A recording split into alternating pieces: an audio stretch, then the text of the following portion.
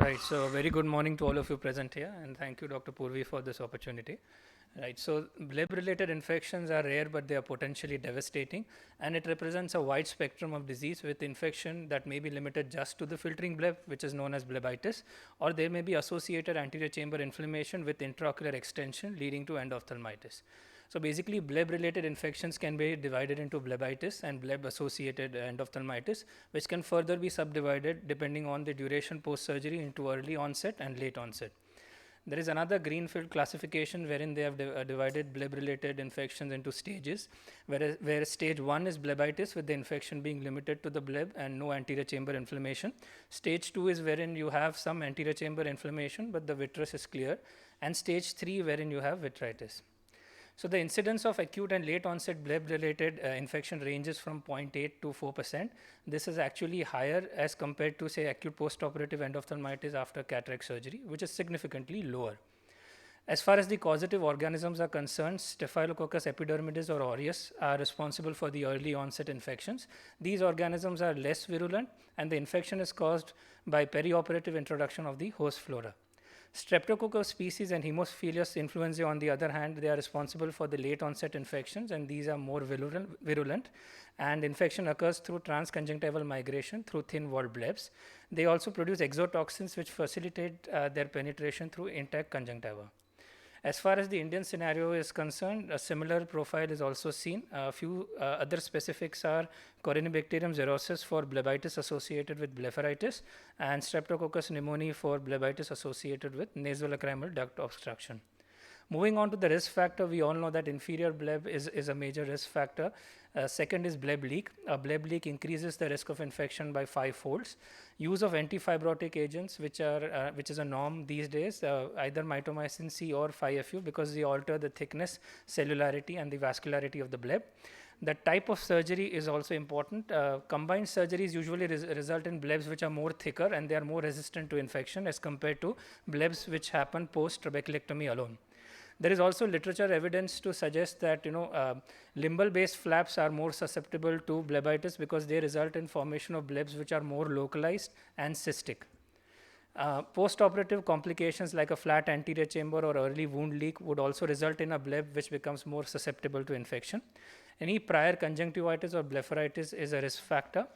Past history of a bleb infection also increases the risk of infection by 12 folds. Chronic use of antibiotics, because this results in virulent bacterial selection and predisposes to development of bleb-related infection. Systemic factors which reduce the overall immunocompetency of the person are also a risk factor, especially diabetes. The patient usually presents to us with pain, redness, photophobia, discharge, and a reduction in the vision. If you do an examination, the signs are localized conjunctival injection, the classical white on red appearance. There is also loss in the normal translucency of the bleb. The bleb becomes milky because of the accumulation of purulent material underneath. You may also see an associated bleb leak. And anterior chamber reaction, and a hypopyon indicates an endophthalmitis unless proved otherwise. So in addition to the normal workup that you would normally do, you want to do a good slit lamp examination, identify a bleb leak if it's present, check for anterior chamber reactions and cells in the vitreous. B-scan if at all you cannot see the posterior segment in case of endophthalmitis. Microscopy and culture and sensitivity are essential. You can take samples from the conjunctiva or the anterior chamber or the vitreous tabs. Normally there is a very poor correlation between the conjunctival organisms that you would find the culture and the AC and the vitreous tabs. However, you can go ahead and do it anyways. PCR, especially quantitative PCR, is helpful for fastidious organisms and also identifying contaminants from the actual infective organisms. So the treatment, early diagnosis and prompt intensive treatment is absolutely critical. So the aim of treatment is to avoid progression to endophthalmitis, because once endophthalmitis happens, the prognosis becomes extremely poor. Because the condition is relatively rare, we have no randomized control trials as such to suggest some guidelines as to how we should go about the treatment. But it is common sense that we need to start with broad spectrum antibiotics and later change if the culture results tell us to do so. Topical steroids have to be avoided for at least 24 to 48 hours unless you see a clinical improvement in the bleb infection. So this is an example of a regimen. You give a combined fortified vancomycin and tobramycin, or fortified cefazoline with tobramycin. So the idea is to take care of both the gram-positive as well as the gram-negative organisms. Or you can also give fourth-generation fluoroquinolones. However, this treatment, you need to give a loading dose for it to be effective. A loading dose consists of giving 1 drop every 5 minutes, at least 4 to 5 times, and then start with the hourly regimen. You want to give cyclopragics and also systemic carbonic anhydrase inhibitors because they help in taking care of the bleb leak if at all it is present. Systemic antibiotics may be considered for if for the infection that is spread to the vitreous. Oral fluoroquinolones or even linezolid is extremely helpful. And conjunctival advancement for bleb leak may be required later if the bleb leak does not heal on its own after the control of infection. So prognosis depends on various factors. One is the pathogenicity of the organisms. So we've already seen early onset infections are usually caused by less virulent organisms as compared to the late onset. Extent of infection, blebitis is usually milder as compared to bleb-associated endophthalmitis, and prognosis is better if the infection is limited to the bleb.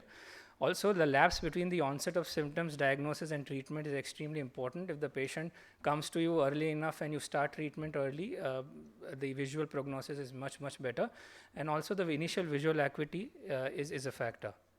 So we have literature evidence to suggest that on one end of the spectrum, wherein the infection is limited to the bleb and the infection is caused by less virulent organisms where treatment has been initiated early, 83% of the patient can retain visions of 20/40 or better. On the other hand, if the infection spreads, then 94% of the cases with bleb-associated endophthalmitis, they have a visual acuity of less than 20/200. Even no light perception rates can be as high as 41.2%. Also, positive vitreous cultures are associated with worse visual outcomes because they indicate that the infection is more severe. So as far as the prevention part goes, you want to avoid chronic use of antibiotics. Any conjunctivitis or blepharitis, you want to be extremely aggressive in treating patients who have already undergone glaucoma filtration surgery prior. Patient education is extremely important. You must counsel the patient and tell the patient when he needs to see you so that you can detect such things early, and always check for bleb leaks. So to conclude, trabeculectomy surgery is one of the most commonly performed glaucoma filtration surgery, with bleb-associated infection being one of its vision-threatening complication. Early aggressive treatment is the key to prevent progression to endophthalmitis, because once endophthalmitis happens, the prognosis is extremely poor, and educating the patient regarding the warning sign can go a long way in preventing devastating complications. With this, I'd like to conclude. Thank you so much for your patient listening.